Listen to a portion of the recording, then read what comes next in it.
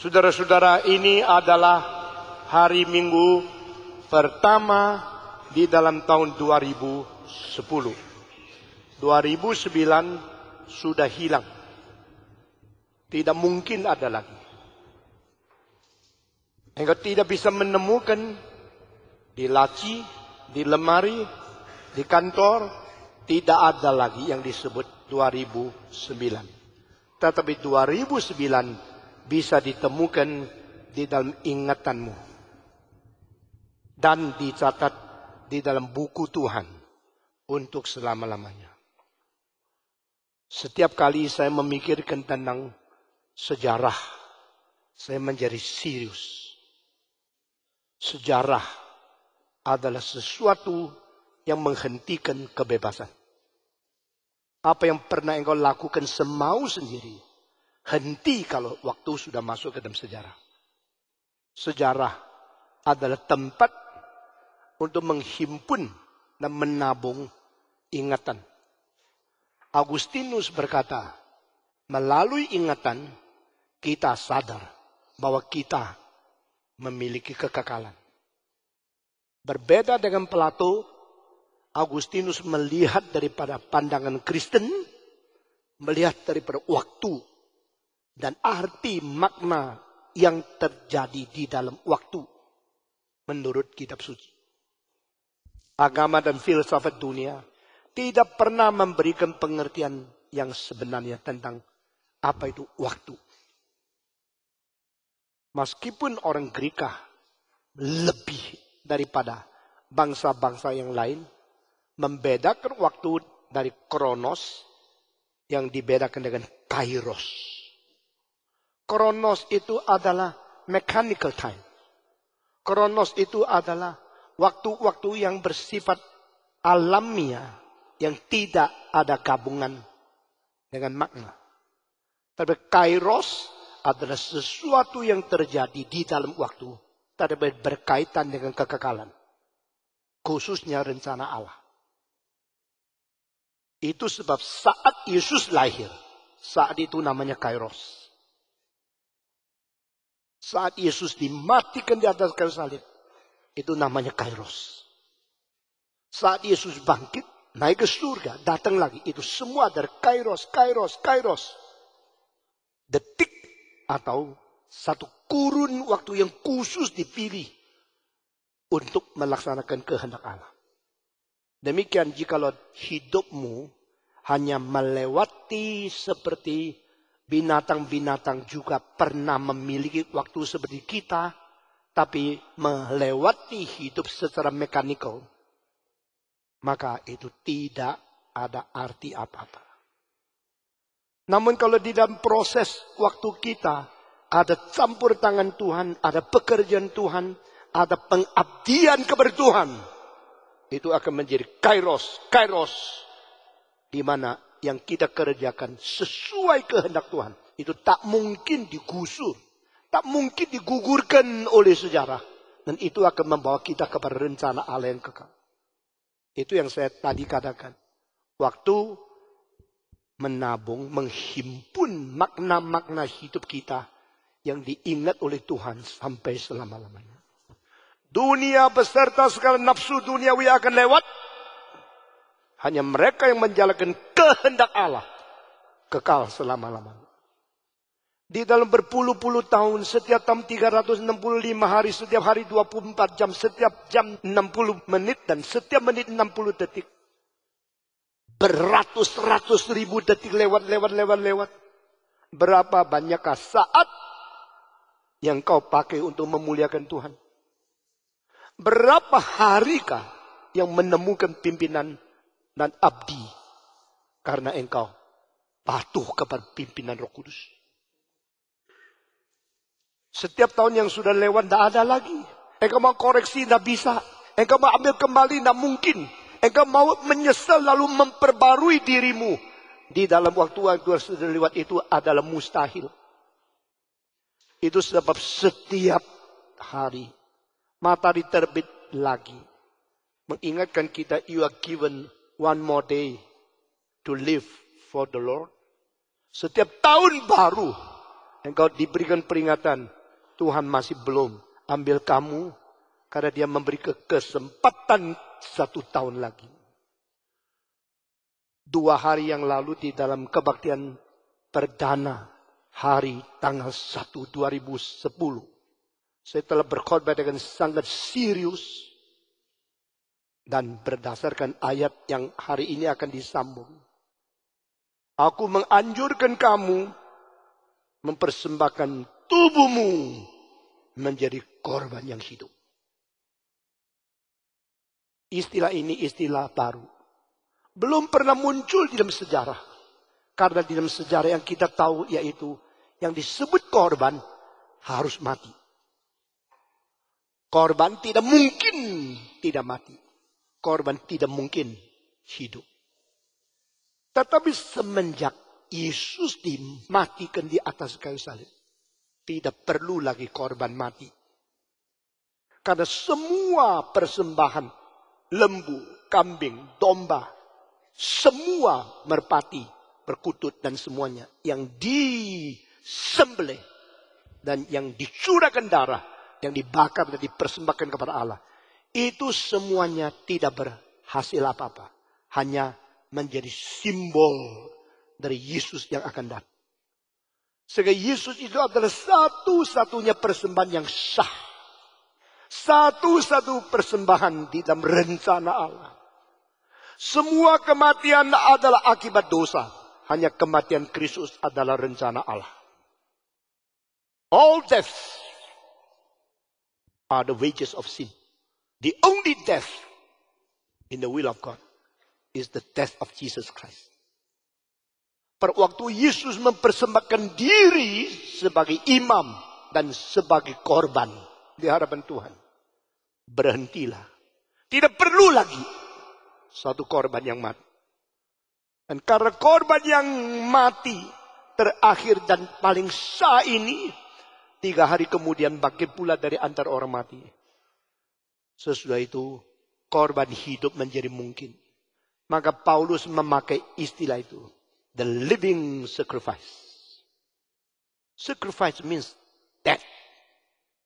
But because of the resurrection of Jesus Christ, this is the beginning of living sacrifice. Orang Kristen siapakah? Orang Kristen adalah orang mati terhadap dosa. Mati beserta Kristus.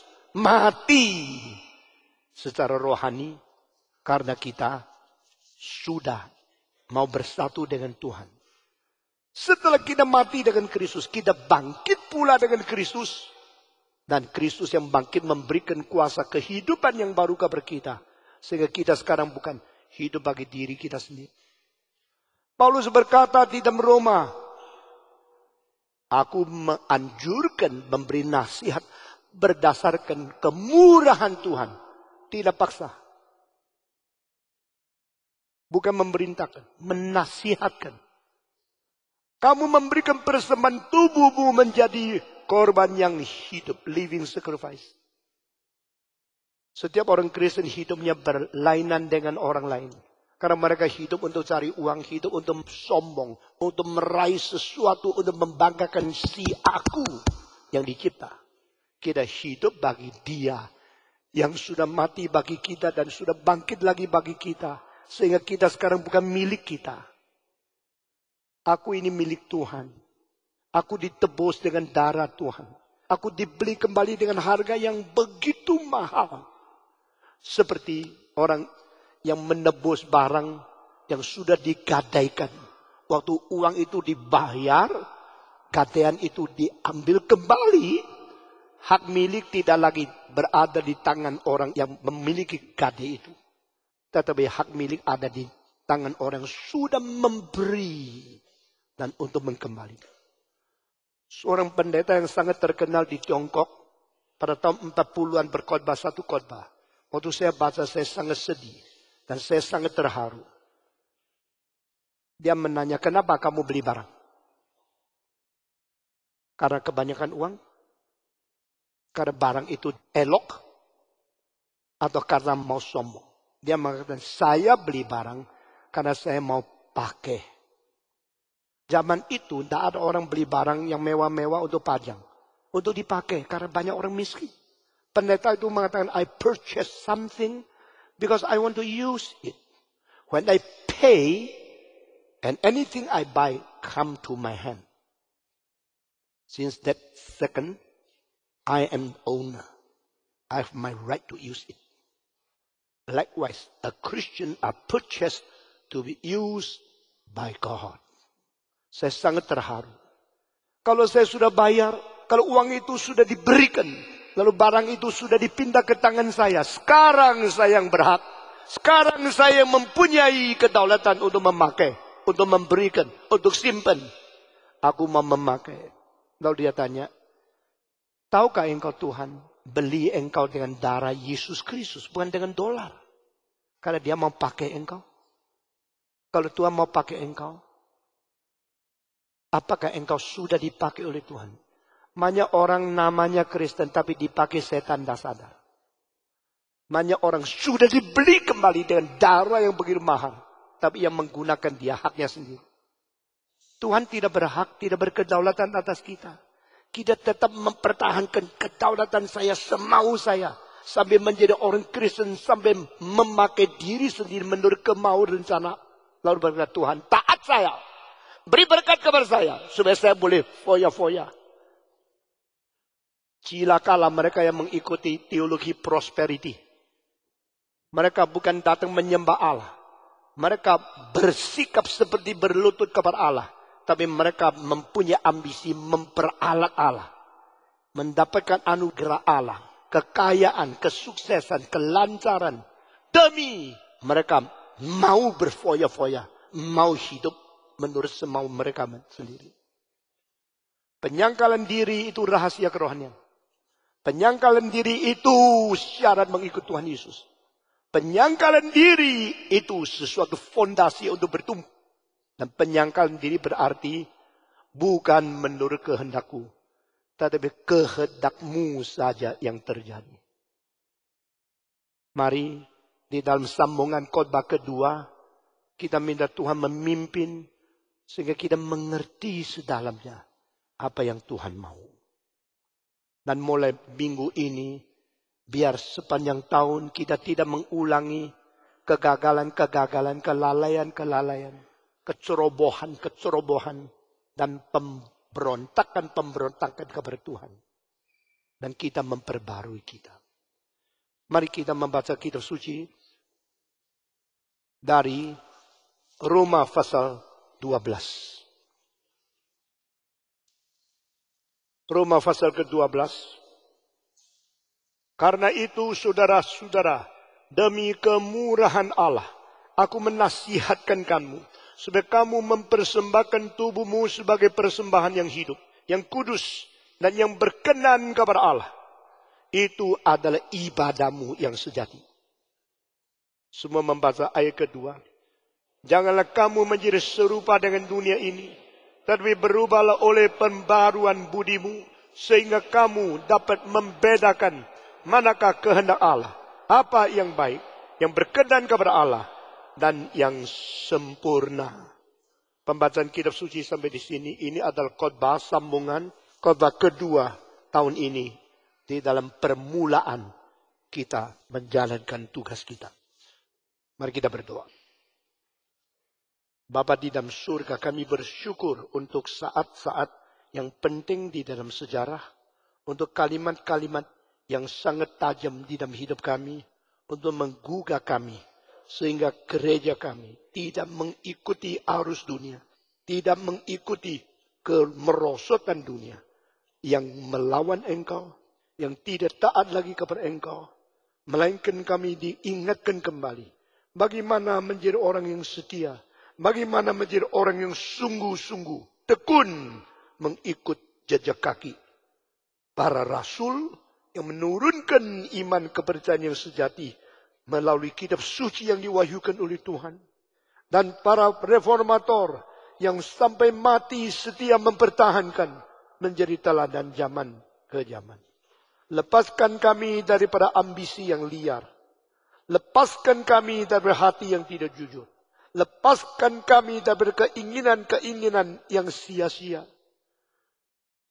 Sehingga kami tidak digoda oleh dunia yang menuju kepada kerusakan dan kebinasaan. Kami terus tekun kepada Tuhan yang tidak pernah berubah. Dengan iman kepercayaan dari ajaran yang benar, kami boleh mempertahankan kepercayaan iman kami yang akan memenangkan dunia dan membawa manusia kembali kepadamu. Dalam nama Yesus Kristus, penebus dan juru selamat kami yang hidup, kami berdoa. Amin. Kita kembali membahas akan ayat 1 dan 2. Setelah Paulus berkata kepada orang di Roma, aku menasihatkan kamu memberi persembahan tubuhmu menjadi korban yang hidup kepada Tuhan. Saudara-saudara, dia mengatakan inilah ada ibadahmu. Ini adalah ibadahmu dengan 3 kondisi. Yaitu, engkau mempersembahkan hidup yang kudus, yang berkenan kepada Allah. Dan ini adalah ibadah yang sejati. Ibadah yang sejati adalah ibadah yang kudus, adalah ibadah yang berkenan kepada Allah, dan adalah ibadah yang jujur. Saudara-saudara, apa artinya saya menyembah sujud kepada Tuhan?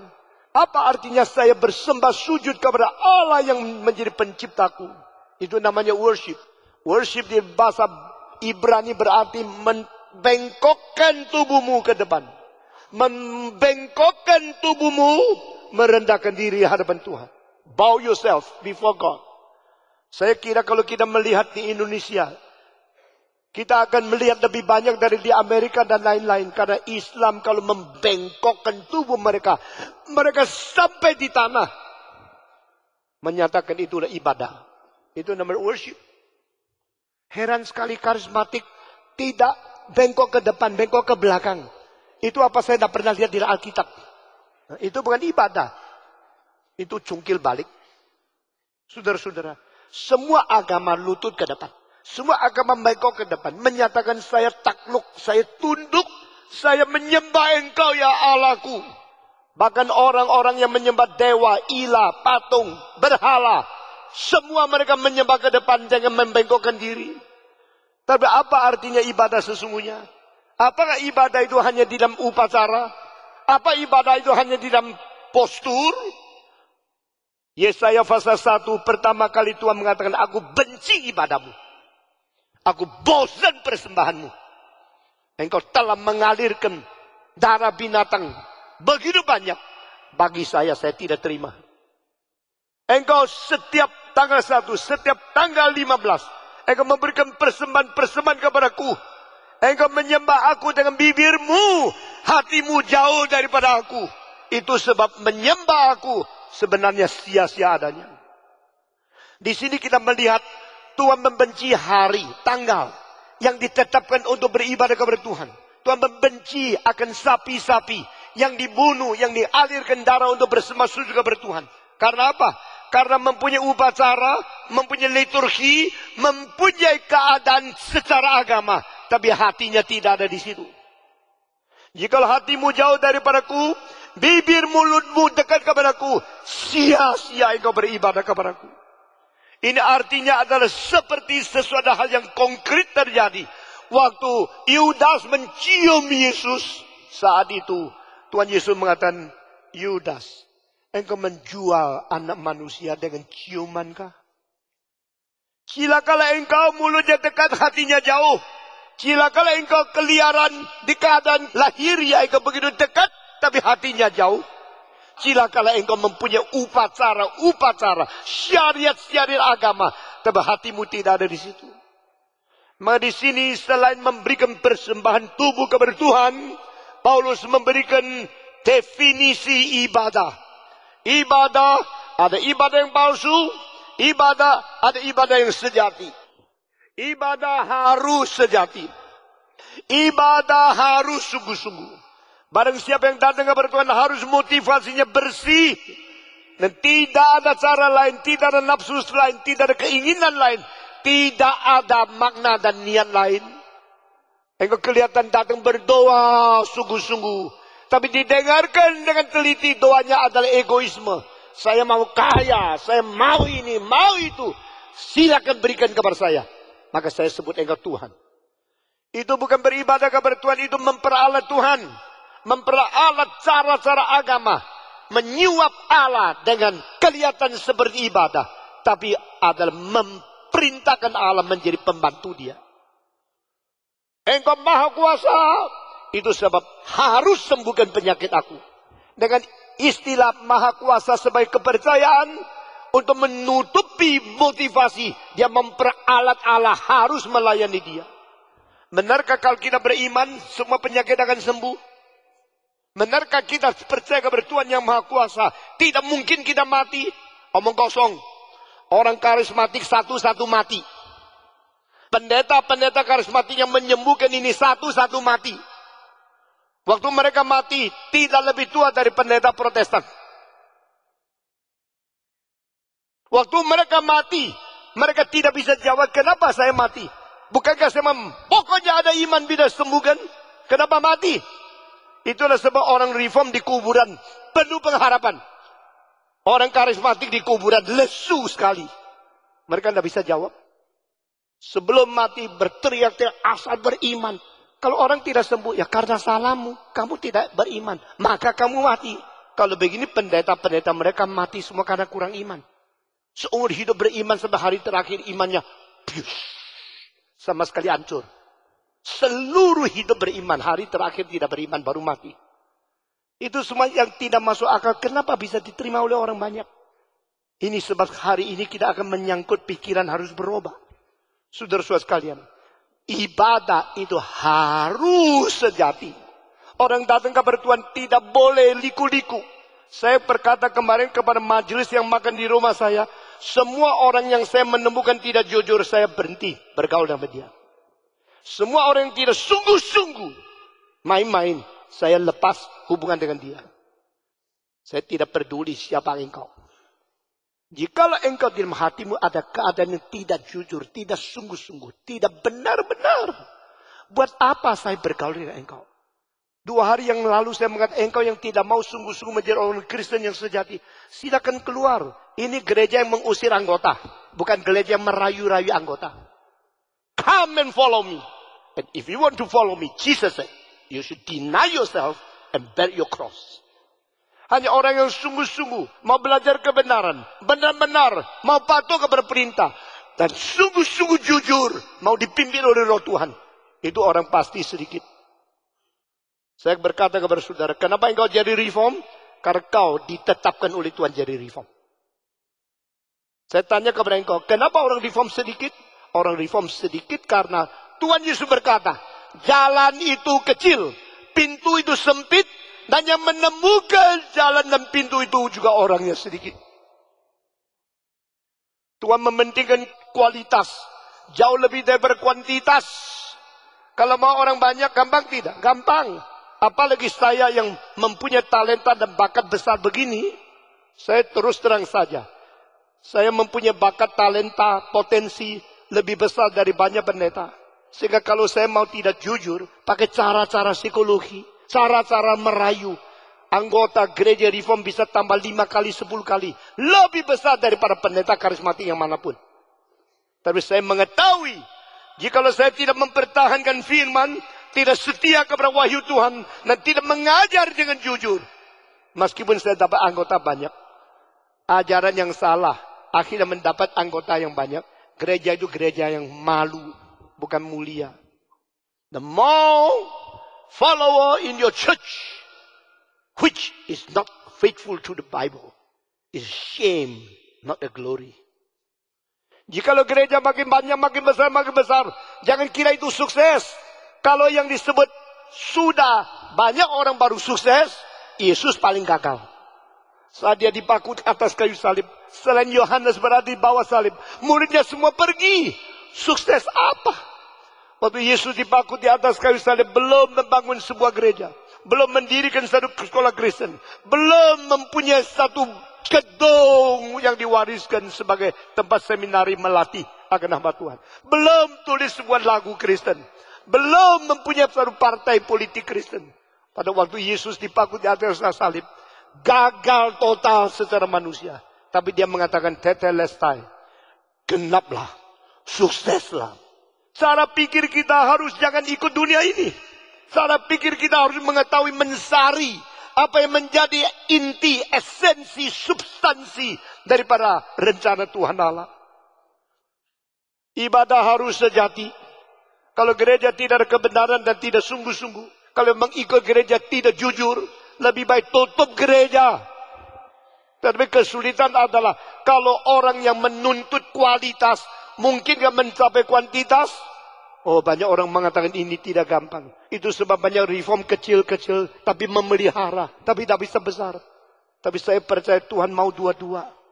Yesus berkata, akulah pohon anggur yang sejati. I am the true wine that concerns about the quality. And you should bear more fruit. Itu bersangkut paut dengan kuantitas. Gerakan di Indonesia ini adalah gerakan yang memelihara kualitas, tapi ingin mencapai kuantitas. Maka kesulitan kita jauh lebih besar dari gereja-gereja yang lain. Di sepihak, orang-orang liberal buka pintu untuk semua ajaran yang tidak benar. Filsafat-filsafat berabuk.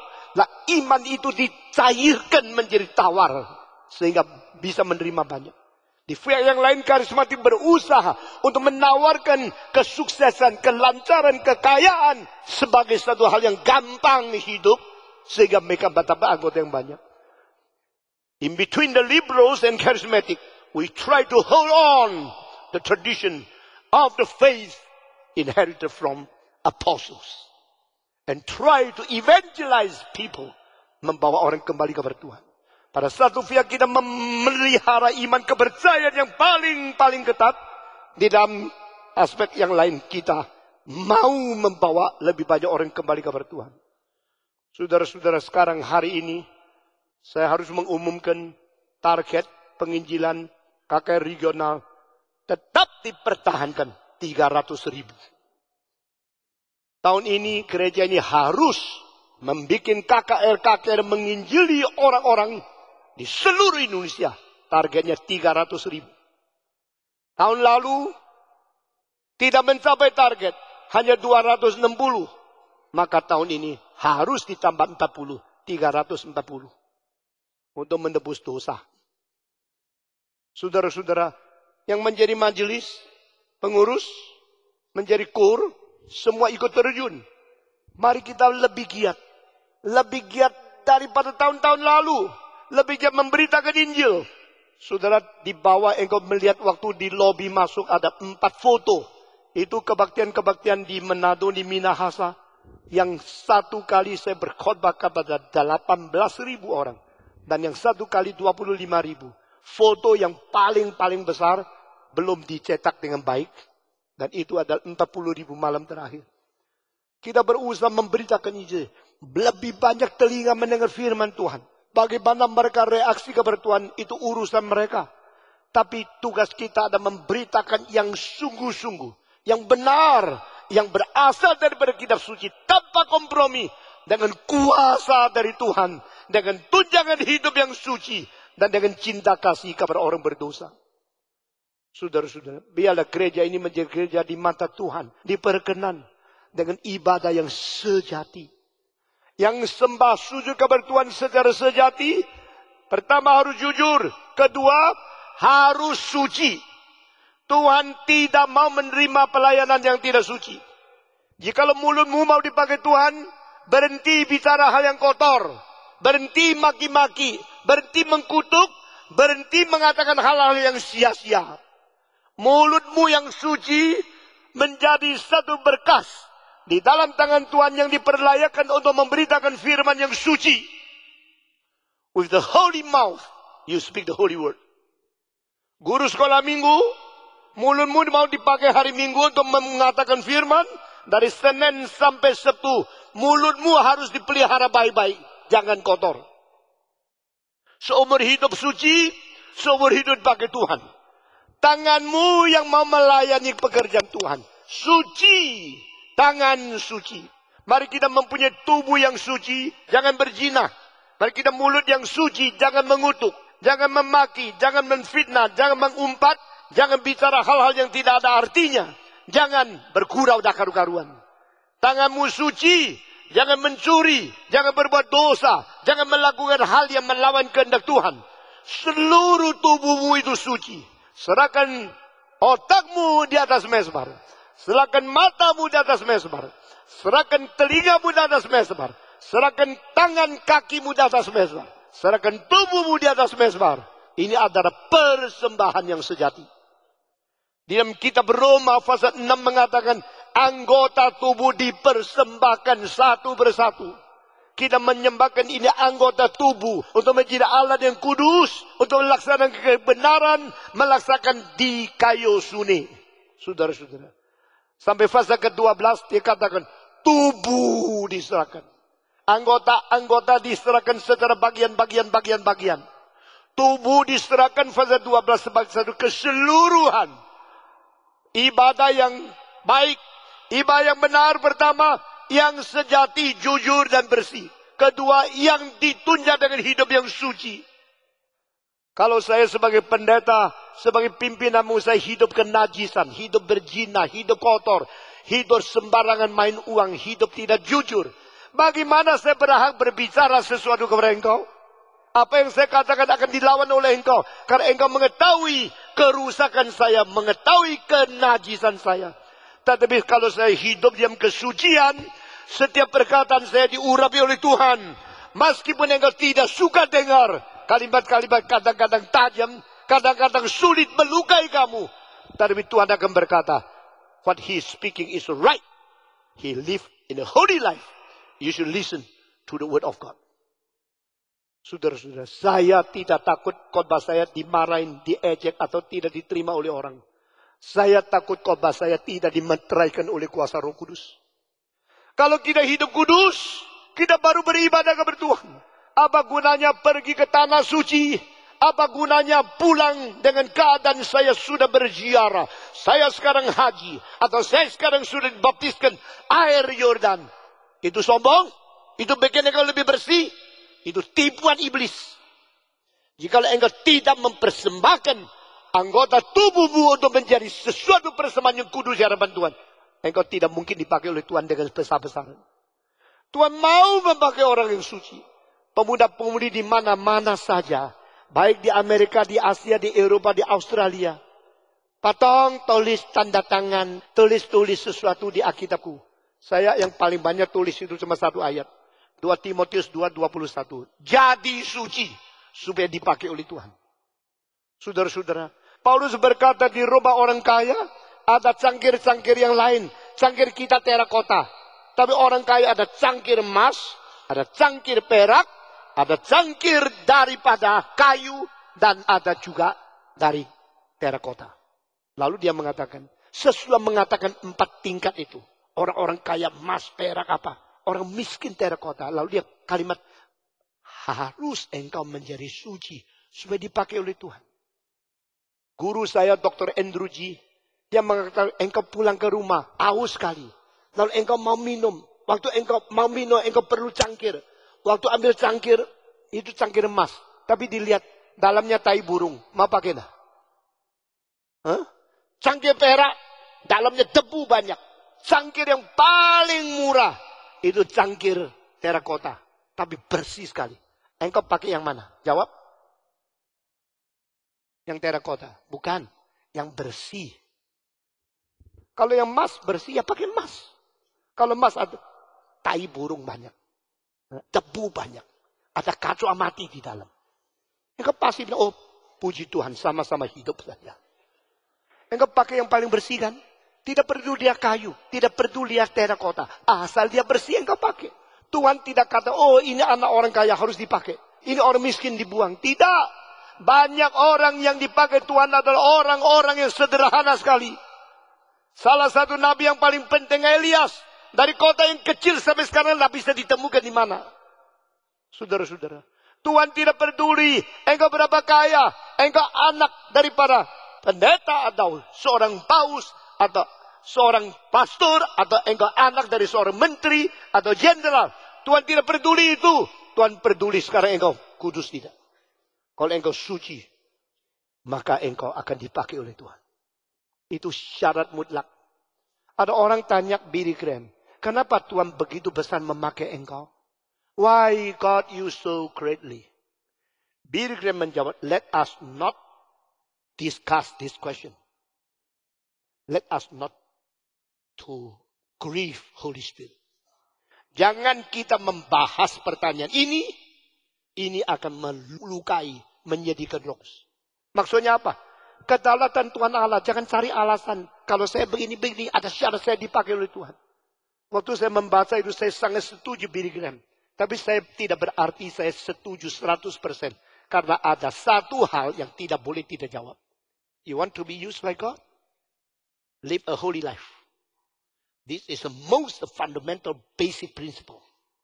Hidup suci menjadi syarat dipakai oleh Tuhan. Amin.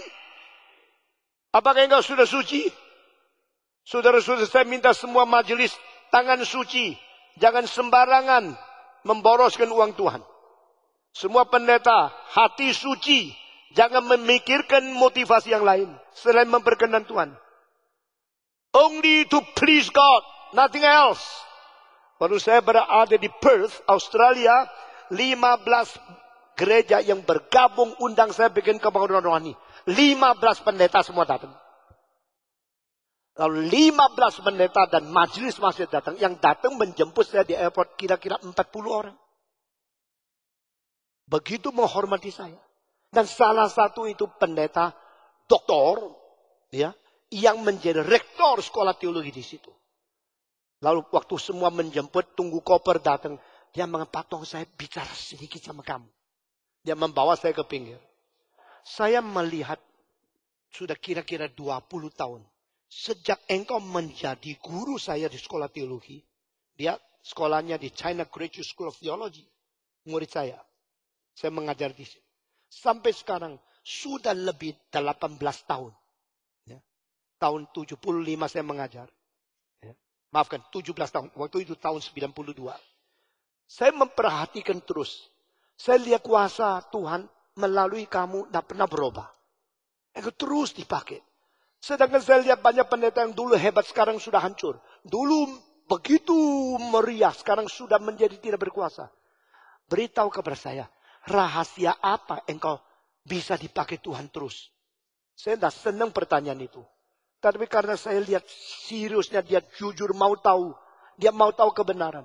Orang yang ingin mengetahui kebenaran dan mencari kebenaran dengan hati yang benar tidak boleh tidak dijawab. Ini prinsip daripada Francis Schaeffer. The honest answer for the honest question. That is our responsibility. Saya berkata kepada dia, saya tidak tahu ya rahasia apa. Cuma satu prinsip saya pegang. You live only to please God, nothing else. Hidup hanya menyenangkan Tuhan. Jangan menyenangkan diri. Jangan menyenangkan daging. Jangan senang uang. Jangan senang muliaan. Jangan senang pujian manusia. Jangan menyenangkan orang kaya. Jangan menyenangkan orang berkuasa. Yang mengatakan, is it so simple? Only to please God? I've been asking this question years and years. And your answer is so short, so simple. Only one sentence. To please God? Saya mengatakan, yes. Absolutely yes. Nothing else. You live only to please God. You keep focus on this. You will never fail. Lalu dia pergi. Setelah saya berkhotbah 3 hari. Waktu itu belum ada MRI di Perth ya. Itu kepada gereja Tionghoa. Hari keempat saya pulang dari Perth ke Jakarta. 15 pendeta. Dan majelis masih 50 orang. Pergi lagi ke kapal terbang. Lalu menghantar saya. Waktu menghantar sebelum saya naik kapal terbang. Dokter itu panggil lagi. Patong, saya bicara. Saya harus melayani dia lagi. Dia mengatakan setelah 3 hari saya pikir-pikir terus. Saya rasa jawabanmu terlalu singkat. Cuma 1 kali. Tapi sekarang belum pergi. Biar aku mengutarakan reaksiku. Saya setuju. Jawabanmu itu benar. Karena sering Kegagalan disebabkan kita menyenangkan diri, menyenangkan orang lain. Saudara-saudara, ibadah yang sungguh adalah ibadah yang jujur. Ibadah yang sungguh, ibadah yang suci. Ibadah yang sungguh, sifat ketiga, berkenan kepada Tuhan. Only please my God, my Redeemer, my Savior, my Creator, my Lord. Tuhan, kalau engkau senang, puaslah saya. Asal menyenangkan engkau, tidak ada permintaan lain. Aku hidup anak untuk engkau. Kalau ada sesuatu yang merebut kedudukanmu, saya akan singkirkan. Yesus berkata, do you love me more than this? Engkau mengasihi aku lebih daripada semua ini. Artinya dua. Lebih dari semua orang ini. Atau lebih dari semua hal-hal yang lain. Kalau engkau sungguh-sungguh mengasihi aku. Kalau aku mau engkau menyerahkan, membuang segala sesuatu yang engkau senang. Bisakah engkau terima? Bisakah engkau ikut aku? Aku mau engkau memberikan yang terbaik kepadaku. Dan menyangkal dan membuang yang lain yang kau senang. Engkau bersiap atau tidak? Only to please God. It is very simple to say. Very difficult to act. Hanya menyenangkan Tuhan. Tidak gampang. Tapi saudara-saudara. Barang siapa yang hidup hanya menyenangkan Tuhan. Tak mungkin tidak dipakai oleh Tuhan. Pemuda-pemuda yang menjadi hamba Tuhan. Jangan ikut-ikut cara. Kalau patung khotbah ini saya berkhotbah ini. Tidak ada gunanya. Jangan kira rahasia ada di corak-corak postur-postur. Di dalam grammar. Tidak ada gunanya. Pada waktu D.L. Moody berkhotbah di Oxford University. Dia pikir dia mesti kasih pengetahuan yang banyak. Supaya orang kira dia juga scholar. Padahal dia tidak sekolah tinggi. Waktu dia pakai mengkutip daripada filsafat ini. Daripada syair orang Inggris. Karena orang Amerika direndahkan oleh orang Inggris. Apalagi orang-orang intelektual yang berada di Oxford. The first university in England. The most important academic center. Dia mempamerkan sedikit supaya orang tidak menghina dia. Tapi hari itu waktu dia khotbah, semua seperti tidak mau dengar. Semua seperti tidak reaksi. Buat dia susah sekali. Malam dia berdoa di hadapan Tuhan, mengapa saya jadi begini? Kenapa saya sudah memberikan pengetahuanku yang paling baik supaya menyenangkan mereka. Tapi mereka tidak mau terima dengan baik. Roh Kudus berkata, justru engkau berusaha untuk membuat orang senang sama kamu. Supaya mereka tidak menghina kamu. Engkau pamerkan, engkau juga tahu apa-apa. Saya tidak pakai engkau. Dia sedih sekali. Malam kedua dia berkhotbah lagi. Dia lupakan apa yang dia tahu. Dia mengkhotbahkan Kristus dan tersalib. Dia sadar saya hanya seorang D.L. Moody. I'm not a scholar. I preach plainly. I preach honestly. I preach with pure-heartedly. Everything God inspired me, touch me, teach me. Dan dia membicarakan Kristus dan tersalib dengan sungguh-sungguh. Malam itu Tuhan bekerja luar biasa. Banyak profesor bertobat, berdiri, nangis, menerima Kristus. Berlainan sama kemarin. Kemarin dia berusaha untuk mempamerkan saya juga pintar loh. Kamu profesor saya juga lumayan. Dia berusaha menyenangkan orang. Malam kedua dia tegur oleh Roh Kudus. Dia menyenangkan Tuhan. Hanya menyenangkan Tuhan. Langsung Tuhan pakai. Saya bukan menghina akademik. Saya bukan menghina engkau. Tak boleh ada pengetahuan. Tapi semua itu dipakai untuk hanya memuliakan Tuhan. Tidak sangkut paut untuk menyenangkan orang, menyenangkan diri. Tuhan tidak mungkin tidak memakai orang yang hanya fokus untuk menyenangkan dia. Saudara-saudara, di antara kita banyak orang sekolah. Ini adalah grup yang paling intelektual di seluruh Indonesia. Gereja ini telah mencapai banyak orang paling pintar pikirannya datang beribadah di sini. Ada orang paling kaya, orang paling pintar. Ada orang paling berpengalaman di sini. Tapi di hadapan Tuhan kita semua seperti anak bayi. Semua pengetahuan kita, uang kita, kekayaan kita. Semua dia anggap Tuhan hanyalah nothing.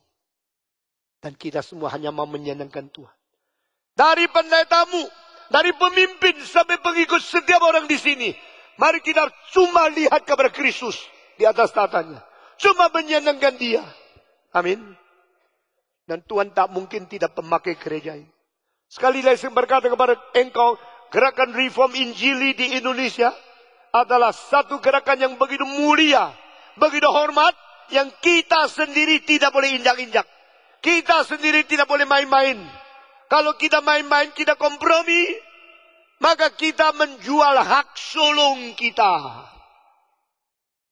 Kita menjual hak sebagai anak sulung, itu soal kecil bagi diri kita. Tapi pengaruh dari gereja ini untuk seluruh Indonesia akan dicabut, kaki yang akan dipindah.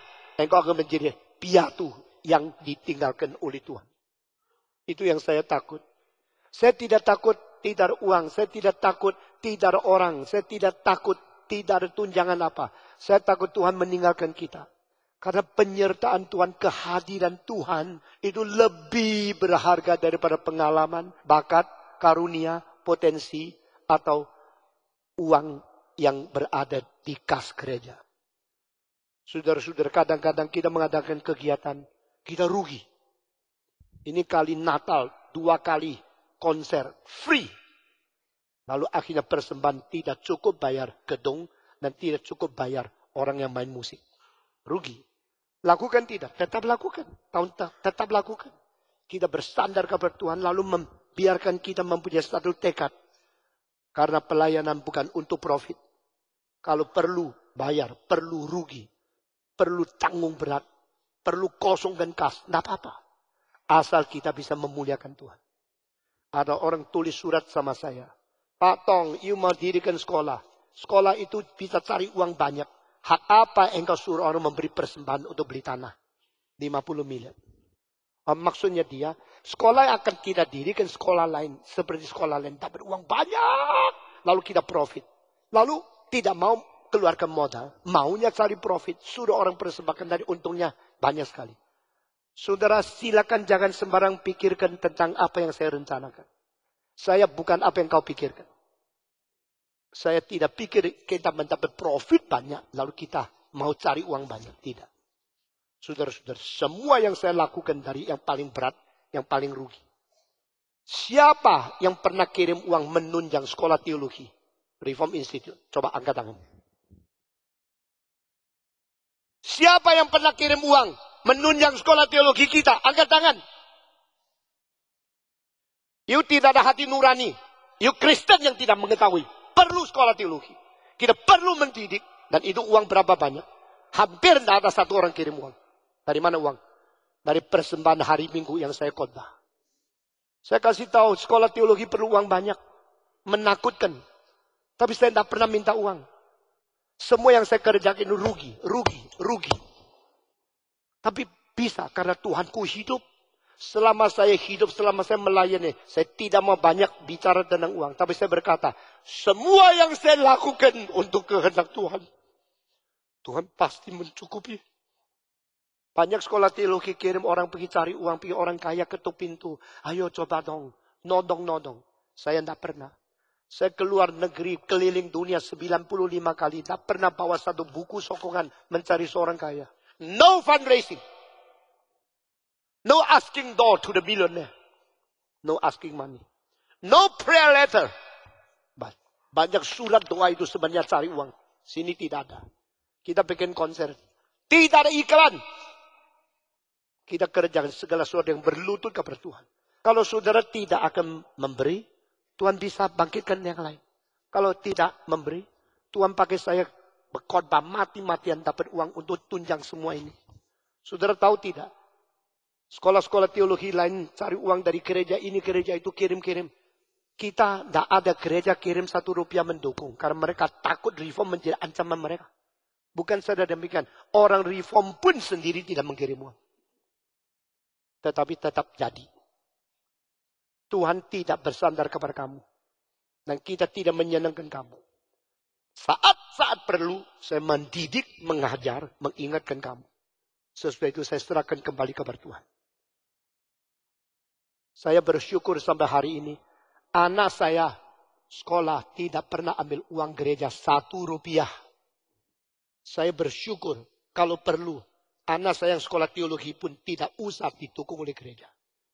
Mati-matian sampai jadi. Lalu yang kita punya kita serahkan sebanyak mungkin untuk pekerjaan Tuhan. Orang bisa tulis surat, you bisa akan dapat uang berapa banyak melalui pendidikan. Hak apa engkau minta uang dan engkau minta dukungan? Syukurlah orang tidak memberi. Saudara saya berkata kepada saudara, sekolah Calvin 2 tahun lebih belum ada 1 rupiah masuk. Semua uang dari gereja. Lalu kalau mereka sudah kumpulkan uang besok, biar mereka berkembang sendiri. Hati saya engkau tidak tahu. Memberi lebih bahagia daripada yang menerima. Dan Tuhan akan pimpin dalam kesulitan bagaimanapun. Orang tanya, kok bisa ya sekolah teologimu bisa hidup? Tidak ada yayasan yang memberi iuran setiap bulan berapa, dukungan, ada tampik, apa itu yang disebut, itu uang fondasi. Saya bilang tidak. Kalau di Amerika satu sekolah teologi dapat $1 juta, taruh di bank. Dapat 50.000 untuk menjadi dosen punya gaji. Kalau 10 dosen perlu $50.000. Saya tidak, asal ada berapa ribu dolar dari persembahan. Langsung saya undang seorang dosen datang mengajar. Lalu cukup satu-satu lagi. Sabenari mengharap Tuhan. Nah kenapa bisa jalan terus, hidup bisa terus? Karena pendeta-pendeta kita kerja berat. Saya suruh mereka menerima gaji dari gereja, lalu mengajari sekolah teologi tidak dibayar tambahan. Yang tidak bisa tahan keluar, silakan keluar. Yang tidak mau pikul salib, silakan keluar. Karena barang siapa yang mau mengikut Tuhan, harus menyangkal diri. Harus memikul salib. Dan Tuhan akhirnya tidak pernah merugikan orang yang sungguh-sungguh mencintai dia. Yang beribadah kepada Tuhan. Ibadahlah dengan sejati, dengan jujur dan sungguh-sungguh. Yang beribadah kepada Tuhan. Ibadah dengan hidup suci, mulut suci, mata suci, tangan suci. Yang beribadah kepada Tuhan. Beribadah hanya memperkenan Tuhan. Tidak peduli reaksi orang bagaimana. Demikian itulah ibadahmu yang sejati. Memberikan persembahan tubuhmu sebagai satu korban hidup. Lalu engkau beribadah kepada Tuhan dengan suci. Dengan memperkenan. Dan ini ibadah yang sejati. Sesudah itu ayat pertama selesai. Ayat kedua dia mengatakan. Jangan ikut dunia. Saudara-saudara. Jangan ikut dunia. Apa artinya? Dunia berubah habis-habis. Engkau kalau ikut, engkau juga dah habis-habis untuk mengikut sampai capek. Saudara-saudara. Waktu lady die, sekarang lady sudah die. Waktu lady die belum die, rambutnya gini. Semua perempuan ikut gini. Seperti agen tunggal di Jakarta ya. Representatif orang Inggris di Indonesia. Sekarang rambutnya tidak ada yang gini loh. Satu pun tidak.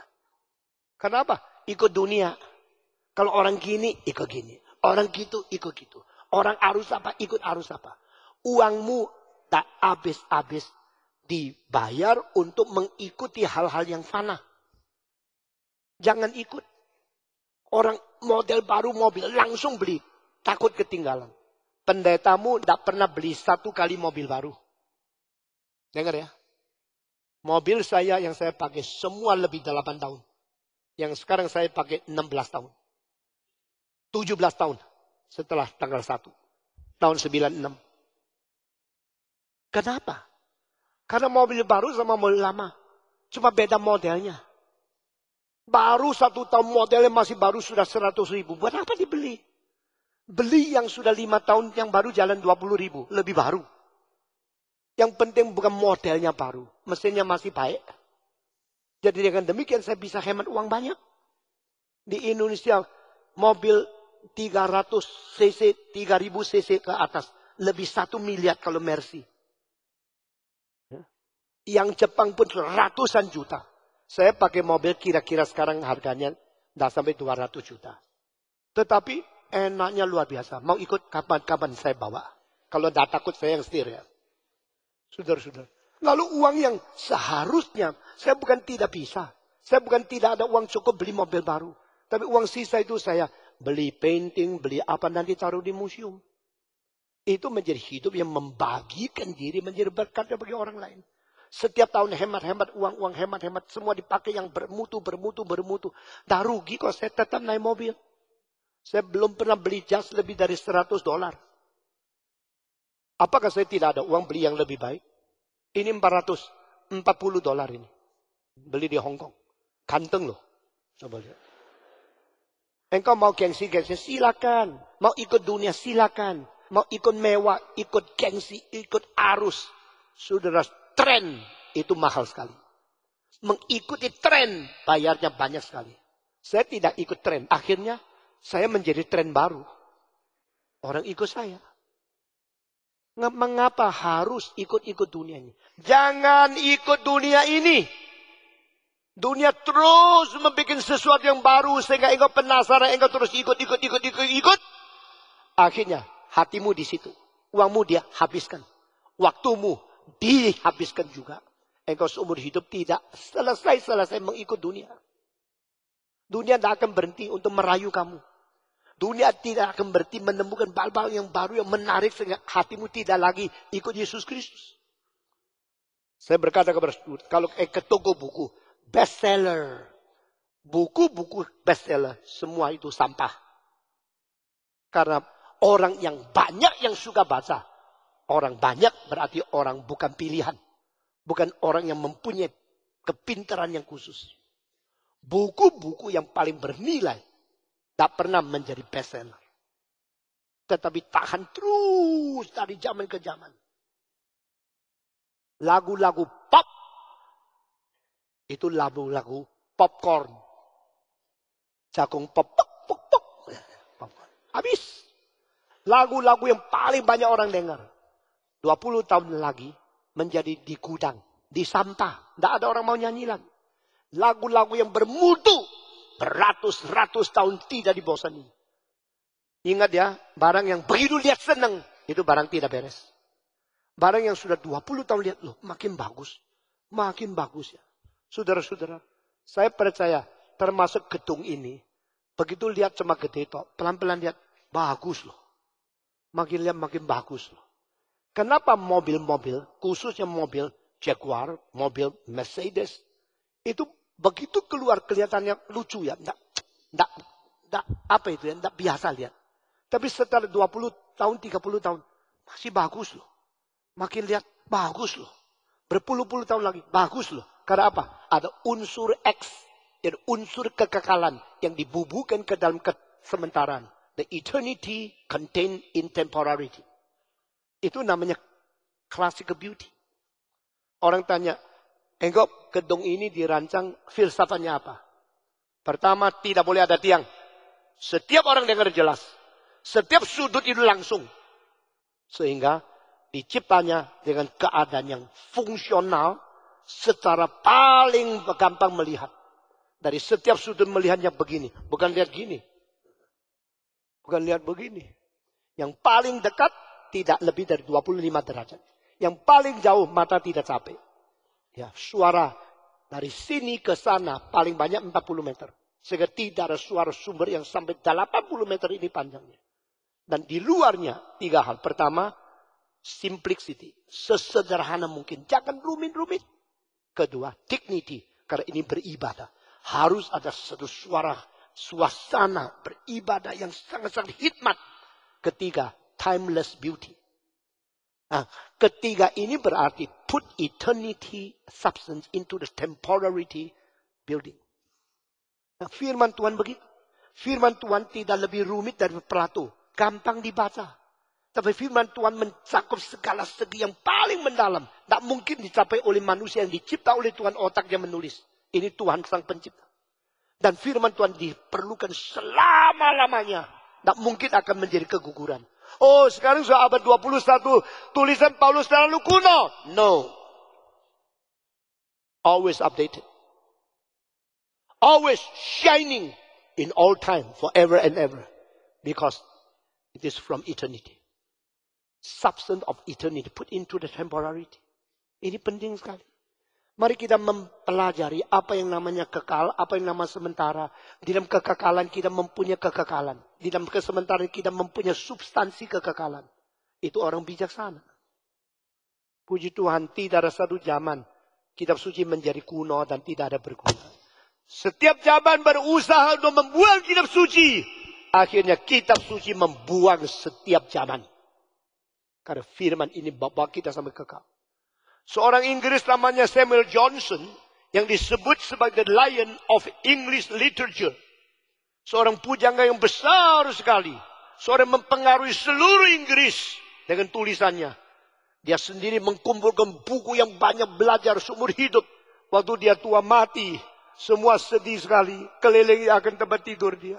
Waktu itu menunggu apa ada kalimat terakhir yang keluar dari mulutnya. Satu peninggalan kalimat bijaksana yang bisa mempengaruhi dunia. Waktu dia tunggu-tunggu, dia mulai buka mulut mengatakan cuma satu kalimat. Bring me the book. Bring me the book. Orang tanya, which book?